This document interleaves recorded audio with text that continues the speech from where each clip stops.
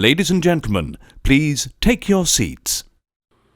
You know, leaving one's home is hard, but what this guy did is, well, let's just say it's next level. And if you're within the sound of my voice, that must mean you are in the seats with once more. As always, my name is Dave Voigt, and I'm the host of this podcast where we sit down with a wide-ranging variety of industry professionals, and we pick their brain about current projects, state of the industry, how they got started, and so very much more, in a light and in a conversational fashion.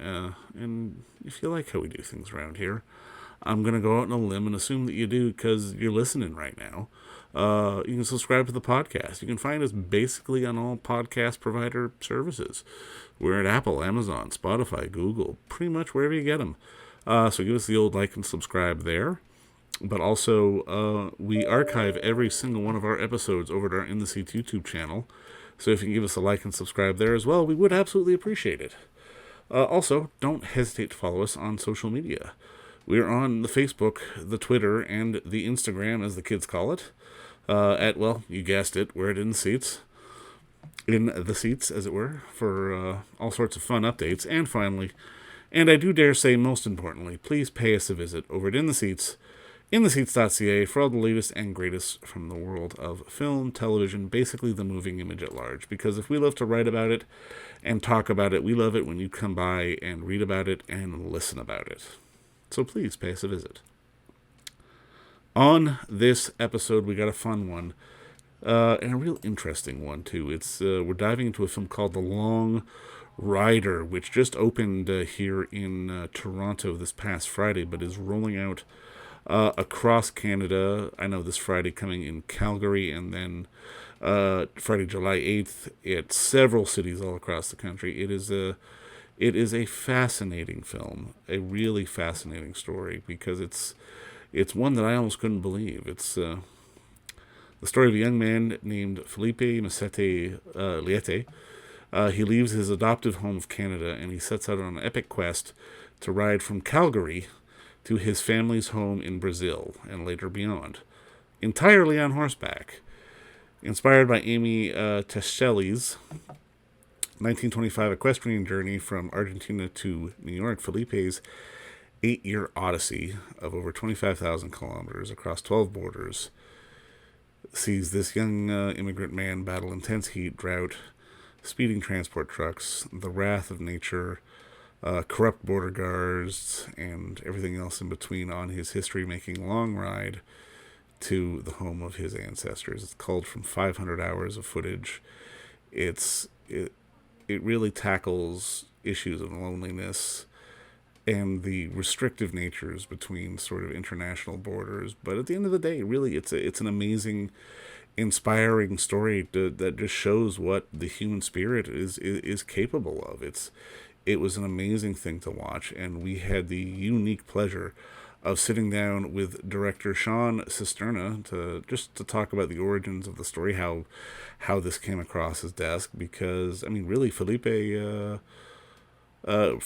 much shot almost all of it, and then Sean came in and put his touches on it, and it's an important film to see. It's an uplifting film. It's an inspiring film. It's one of those ones that, you know, it reminds you what we're capable of as a species, especially these days during these hard times of strife and people losing rights and just all the things that are going on in the world. This is definitely one of those stories that is uplifting, but check out this film when it comes to a theater near you. Like I said, The Long Rider is playing in Toronto now, Calgary this Friday, and then across Canada come July 8th. But first, enjoy our talk with Sean Cisterna, because between you and me, it's a good one. But I mean, obviously, just first off, thank you so much for the time today, man. I really appreciate this. Oh, likewise, I appreciate your passion for what you do, and this is great. You're a staple in the industry, so thank you so much. I don't know if I'm a staple, but I'll take it. Absolutely. But I mean, I guess my first question is just, man, how did you find this guy? How did you find this story? Because, I mean, I can't imagine this is something you plan. This is something that has to sort of come across your desk kind of thing. Absolutely, yeah. So I knew Felipe from my high school days. So I met him in 2005, almost just a little under 20 years ago. So We both went to the same high school in rural Ontario, Caledon East, and then former teachers introduced us. I'm a little bit older than Felipe is, but our former teachers introduced us. And when he undertook this journey in 2012, I kind of followed it on online and kind of followed it in real time, not knowing how it all kind of connected. First, one day he was in the US. A few months later, he was in Mexico, then in Guatemala, and then I kind of just pieced the narrative together in my head. And it wasn't until he got to Brazil and kind of completed his first journey that I reached out to him and just wanted to hear more. Thankfully, he was in the midst of writing a book on his adventures, and when his first book came out, I optioned it, and I just really wanted to tell this story, like, if he kind of made it to the end and made it alive. Well, I mean, that's kind of the amazing thing, because, I mean, you hear this story and it's like, wait a minute, you want to ride from where to where? And it's like, are you fucking nuts? But just to see sort of the passion and sort of the willingness, I mean, when did you know that, I mean, he is obviously this fantastic subject? Because, I mean, I can imagine in high school or even in sort of the burgeoning filmmaker days, it wasn't necessarily something on your brain. No, I think knowing that he left Canada as with nothing really on his back other than his shirt and what he could fit on the back of his horse, and seeing what he ended up with, like his reception when he completed the journey, that was Odyssean in itself. And I kind of wanted to delve further into his story and really see if the material yielded this modern day hero's journey. It's something that I don't think will be repeated again in history. So I needed to leap on the subject before somebody else did.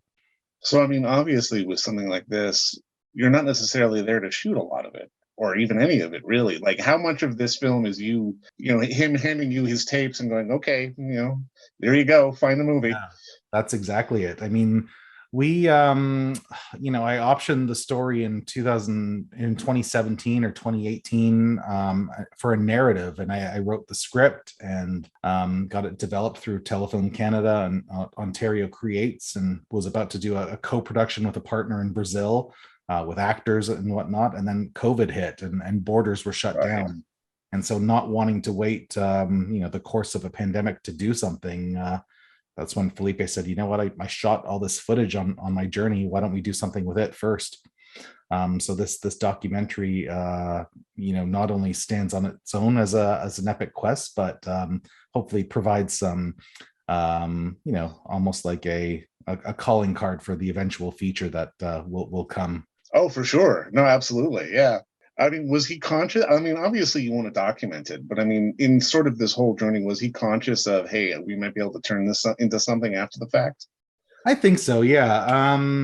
You never know. Felipe didn't know where his next meal was going to come from, or where he was going to sleep next. So it's very difficult to foresee the narrative structure of a journey when you're in the middle of it and you don't know the outcome. So thankfully he had the forethought to record everything. The challenge for me afterwards was to sift through all that material and try to find the story within that 500 hours of footage. And the challenge was if I took a map and drew his outline from Canada to Brazil, and anything that kind of strayed from that line on the map ended up on the cutting room floor. My philosophy was to keep the story going, and if it deviated from the course, then it didn't make the cut. Well, and I mean, this is interesting because I can't think of maybe another documentary. I'm sure there has been one, but where your subject is basically your cinematographer. Yeah. I can't think of another sort of maybe comparable, but no, I think you're right. There's homages to maybe like Free Solo and My Octopus Teacher. I mean, if those had it, maybe that would be the Long Rider. It's got this epic quest and almost an unsurmountable feat, but with animals. So that's why I like using those two films as comparables. No, I mean, I guess that dovetails into my next question. Like, when you're in the process of assembling everything together, like, was he hands on? Did he want to be involved, or was it a question of, okay, get out of the room, let me work? No, I leaned on Felipe to help locate footage. Just Right. he had the intimate knowledge of living the actual adventure, so I would structure everything on my timeline. You got to remember, like 500 hours, to put it in perspective, is if you hit play today and watched all the footage, it would take 21 days straight without Yeah. sleep to go through everything. Um, so That's where COVID was a boon. exactly, yeah. I don't think I would have otherwise been able to tackle this project, and had it not been for the pandemic and the graces of time it all gave us. No, I mean, when you're combing through the footage, I mean, and like you said, you had to sort of use certain marker points as your narrative structure. But I mean, I've got to imagine you're not necessarily going to know that it's going to be a feature until a certain point. Like, was there a point when you realized in combing through all the footage, like, okay, this can be a movie? Yeah, I think there were certain dramatic cruxes that really prove that the quest that Felipe was on was monumental and almost unsurmountable. And I liked myself as a viewer, as a voyeur to all this personal footage, seeing those tragic moments and those moments of heartache. And I knew if I could find the pieces that went before and after, and be able to tell the story, I'd be able to come up with a compelling piece. And any sort of extraneous information that the audience kind of needed, and maybe the more philosophical aspects of the journey was done through interview afterwards. So I think everything I needed was thankfully there. No, I mean, I'm curious because, I mean, correct me if I'm wrong. This is only the second time you've done a doc as a feature, correct? That's right. Yeah. Like, I mean, obviously the availability of time certainly played into it a little bit, but I mean, what is it about the doc format that, I mean, obviously, I think for this story, you could easily tell it in a narrative form as well, but the doc format definitely lends to make it a lot more, I guess, visceral, and a lot more sort of, you get the humanity a little bit more. Like, what is it about sort of telling this story in a doc style that is so compelling? I think it's because it's all like, it's, I consider it like a diary almost. Like Felipe recorded himself every day. And then when he wasn't able to shoot himself, he would train like local people along the route to, set up a camera, hit record as I go by, then hit stop. So I think just the nature of sifting through that footage and seeing how grandiose it was, and coming at a time when we're in COVID, stuck in our homes, this was an opportunity to expand, the films that were being made at the time, because we literally were able to hop borders through our footage and travel to, 12 or 13 different countries that the film takes place through. So, seeing the scale in which the footage, naturally lended itself to was just enough to know that an audience suffering through a pandemic would find something of value in this film. And I mean, just even visually alone, because I mean, I was impressed when I realized that he had shot most of it, because it's gorgeous footage. It really is gorgeous footage. I mean, but I have to ask, of the 500 hours, are there 2 or 3 of just him with the lens cap on, or it's sort of sitting by the side of his horse? Yeah, not only that, like a lot of waiting around, and sometimes the locals who picked up the camera weren't the most stable of Right. cinematographers, but at some points too, like some of a lot of compelling footage he filmed, because he was FedExing cards back and forth between his home to archive everything, and wherever he was on the road. Sometimes those cards didn't quite make it because you're in Latin America and things don't run as maybe efficiently as they do Right. in North America. So sometimes cards were lost, and those portions of the journey were somewhere in time somewhere else. This film really does feel like, I mean, obviously in many ways it's born out of COVID, but it feels like such a reminder of just why we go to the movies in the first place, to sort of see the human experience and to see stories and see things that we couldn't imagine. I mean, when I read the synopsis and heard it, I was like, I literally had my WTF moment. I'm like, what the hell?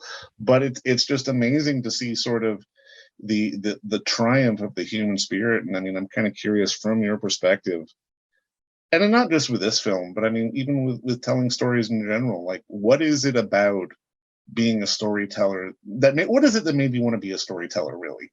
I guess is probably the question. Yeah, I mean, I love stories of underdogs, and I think Felipe is a great example of one. Like I said, he starts, essentially penniless, like on the back of a horse, leaving Canada on day one, and to see what the transformation that he undergoes and how he arrives at the end of his journey is just born. That's movie magic, right? Like, you can't script something like that. It just kind of happens, and that was a beautiful thing to witness, that transformation, over 2.5 years on his long ride home to Brazil. Now, I mean, with something like this, obviously, as we said, you can't easily dramatize it, but I mean, I almost hesitate to wonder, like, would you tweak anything? Would you add any flourishes? Because it arcs so well as as a straight narrative story. I would almost want to keep it as is.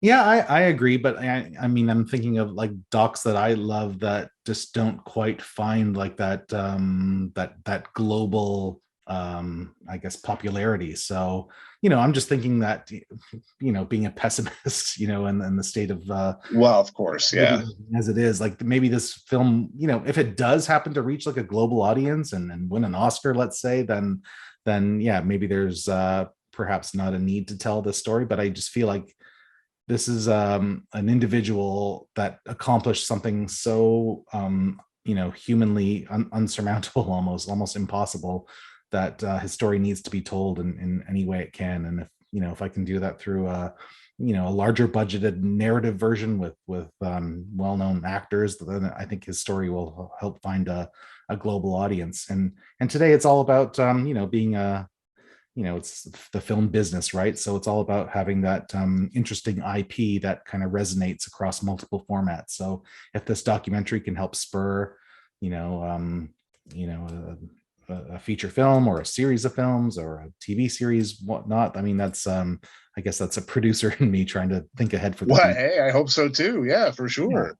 But I mean, it's one of those things where and I mean, I love that you mentioned the business, but I've got to imagine when you go into something, you have to have that producer hat on a little bit to go, okay, can I sell this here? Will this work there? Oh, maybe we can, stretch it out into a series or do it like this. Like, how does sort of that need to be conscious and aware of the quote unquote business sort of affect you from a creative standpoint, or does it? Can you separate the two? Yeah, I don't think it necessarily did until I started showing it at rough cuts to sales agents and managers who just drooled at the footage and kind of craved at the whole world around it. And selfishly, because I wrote the script first, and that was my dream at first. So this COVID project, this documentary, just goes to help support that initial vision that we all had, amongst our small team. And we all think that if the documentary does well, then it lends itself to a more grandiose sort of scale than what was being able to capture. And there are moments that are in the doc that I really wanted to include, but just the footage got lost or wasn't filmed. Right. Thankfully, Felipe wrote a book and chronicled his entire journey. He also wrote for the Toronto Star at several points throughout his quest from Canada south. So there's a lot of material that hasn't been mined yet to help flourish and flesh out this wonderful story. No, I mean, just to put a bow on this, I've got to ask, because I mean, obviously, let's hope that, like you say, this does great business. You get a chance to make a narrative with a bigger budget and to sort of really expand and share the story to more audiences. And even the fact that a documentary gets put into the narrative in it. Here's my question: who plays you in the narrative version? I am definitely a behind the scenes guy. No, I shy away from any sort of on camera being the need to be on camera. I love that Felipe is a young, good looking guy and has that charisma to help propel his story forward. I think he's the only face for this project for sure.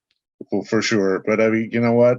Just in watching this film, man, I mean, it's a special piece of work. And I mean, I'm so glad you had the opportunity to sort of dive into this and really share this story with audiences. And I can't wait for more people to see it. But I mean, again, Sean, keep up the good work. And thank you so much for the time today, man. Oh, thank you, David. Yeah, I do think that at this time in our shared history, like we all need a bit of hope and inspiration these days. I think this is it and then some, man, for sure. Thanks again. And again, congrats on the work. I appreciate it. Thank you so much. Bye-bye. And don't forget to visit our friends over at Bay Street Video for all your DVD, Blu-ray rental, or purchasing needs this summer, as they are still open for curbside and some mailing delivery as well. Over at 1172 Bay Street, Toronto, Ontario, Canada, you can give them a call at 416-964-9088. That's 416-964-9088. Or send them an email at baystreetvideoto@gmail.com for any of your DVD and Blu-ray needs.